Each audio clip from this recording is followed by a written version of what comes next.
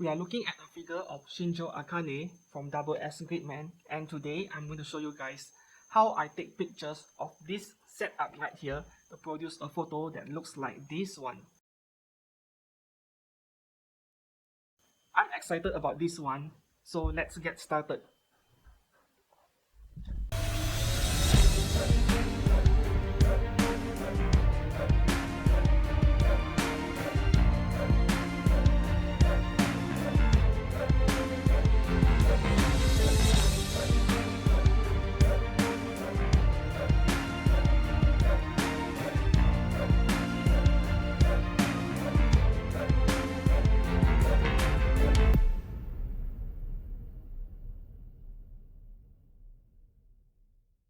Hello everyone, and welcome to my very first live demo video of my usual routine in toy photography. My name is Steven, and I'm known as Kurogane online, who has been doing this toy photography for the past 6 years. However, this is my first time showing you guys a live demo video directly. So let's cut to the chase.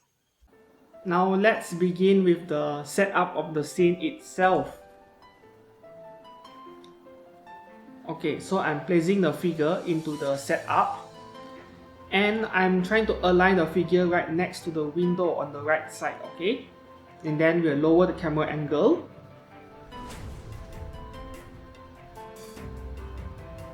And then I'm adjusting her position for the best look, right? At which angle she looks best, and then we'll add the furniture. More adjustments. Okay. Yeah, she looks best at the low angle, and then we'll be adding shelves on the left side.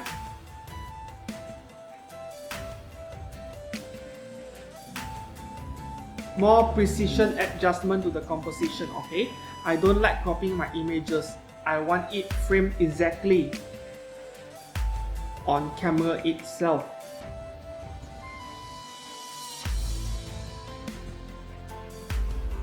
And then we'll start adding more furniture, okay? Behind, I'm adding a shelf with books because I want a diagonal line connecting the entire image. The diagonal line for composition reasons I'll be showing you later. Okay, just a laptop where you can't even see in the final picture. Okay, a set PC behind. Yeah, a desktop PC set behind, and I'll be adding a figurine on the table. We need interaction between the main character and something, okay? We need an interaction for the best possible outcome in terms of composition. And then we add a shelf in front. It doesn't matter if it is out of focus, it is there for a composition reason. And then for more detail, I'm throwing in 2 carton boxes under her desk.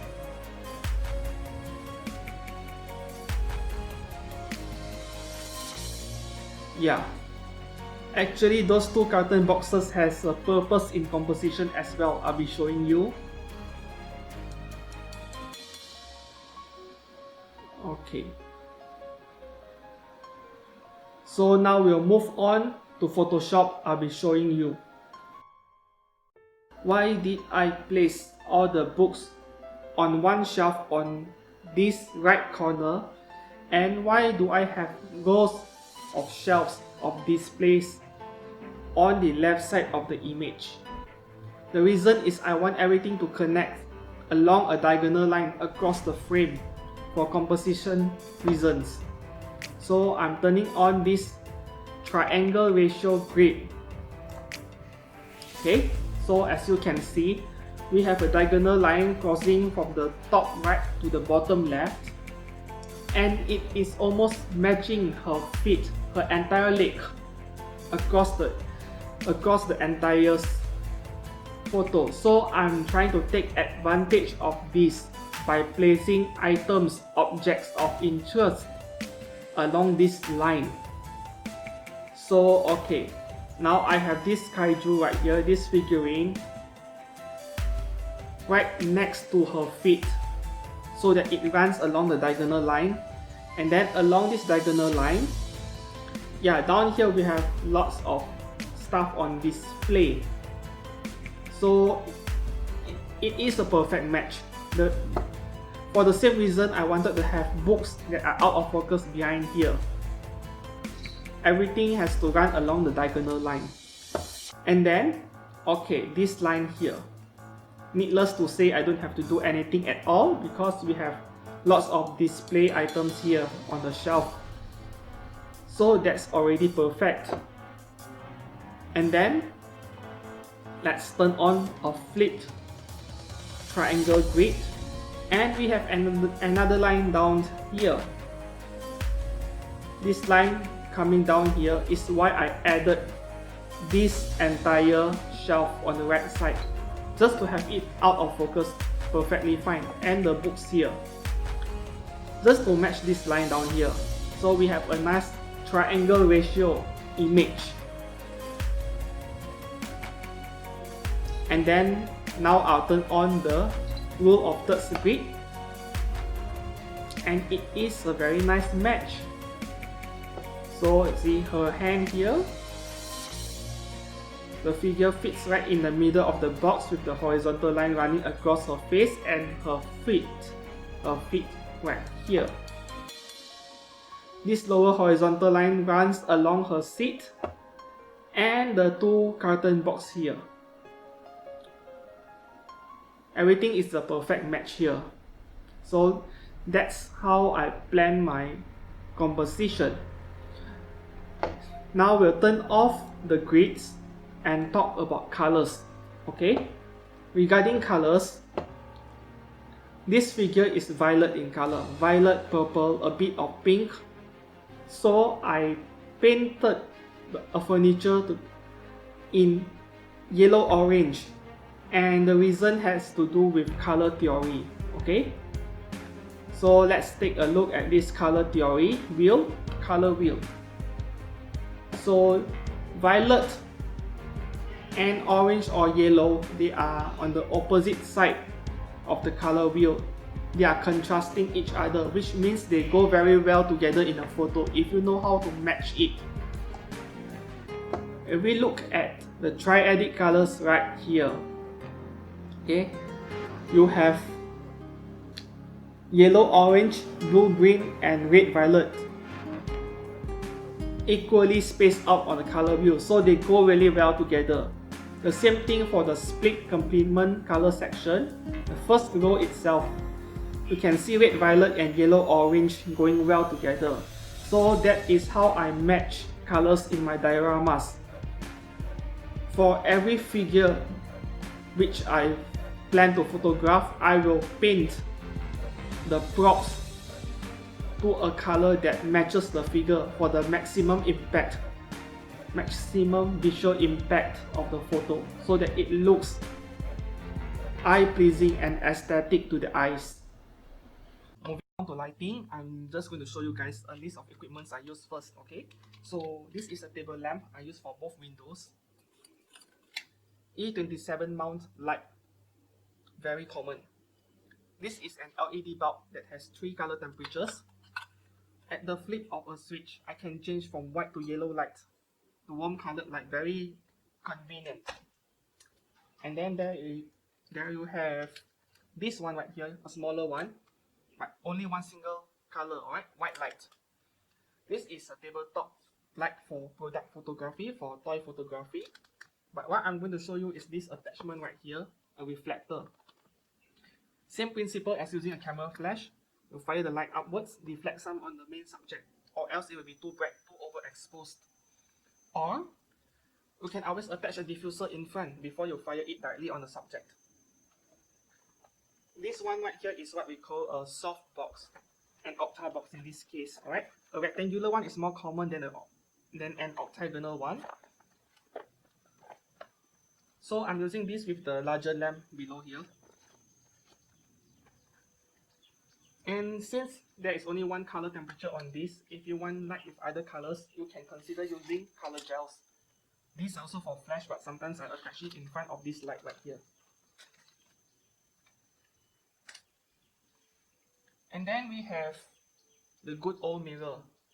A mirror is not usable outdoors because sunlight is too strong, too intense in the first place. But for indoor lighting, it is a very good option to reflect sunlight back onto the main subject, especially when we have light from one single direction and the other side is very dark. That's where the reflector comes in.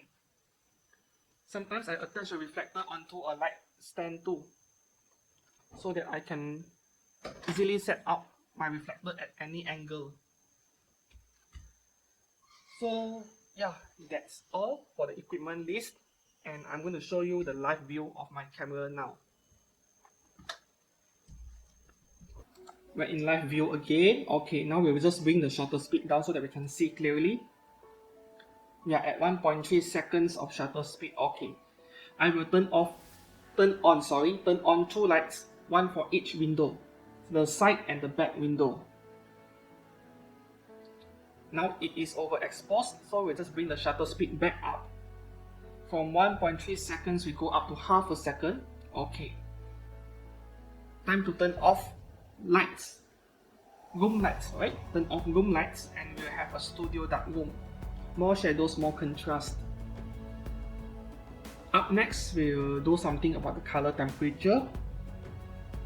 I will tweak my light for warmer colors, alright? Warmer light.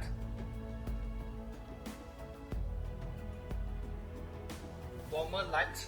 And then we will change the white balance too, just to make it look even better.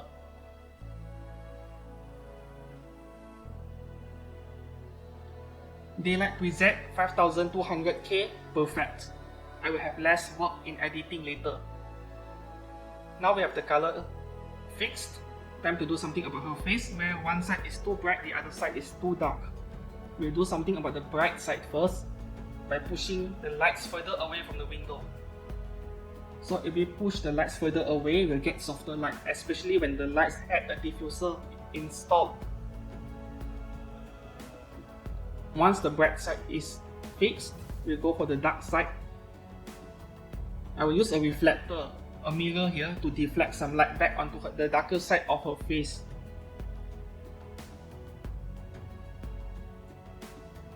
This is close to what I would want to get straight out of camera. Just that the shelf on the right side, alright, the A-shaped shelf on the right side out of focus looks a bit dark, so I can use another reflector to brighten it up slightly. It's very common for me to use multiple reflectors in a setup. This is what I would want straight out of camera, and I can adjust the rest in editing later. So yeah, that's about it for the lighting part.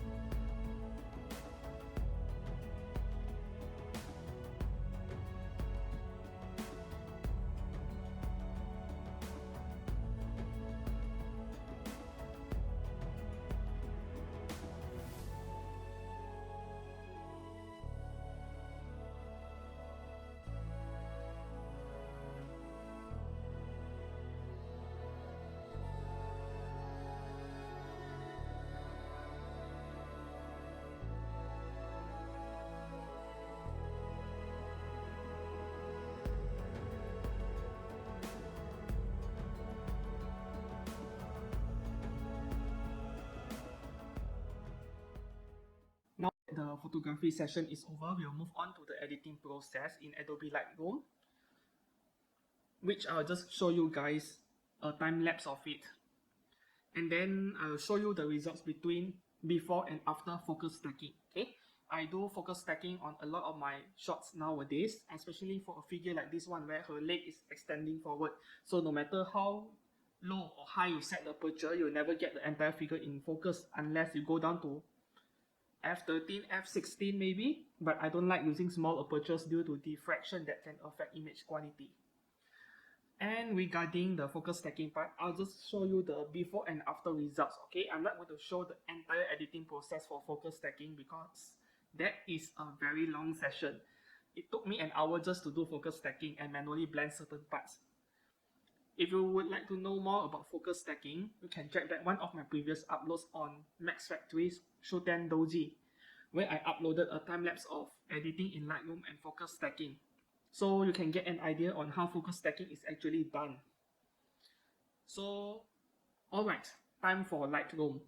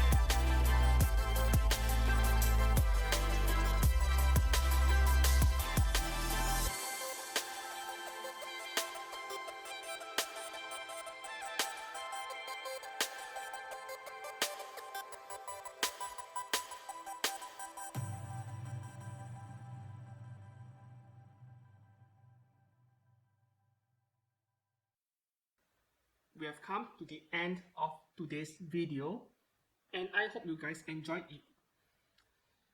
If you do, please hit the like and subscribe button for this channel, and I will be making more of such content in future, right? More photography involving toys and figurines in future, more videos. Thank you very much. Thank you for watching.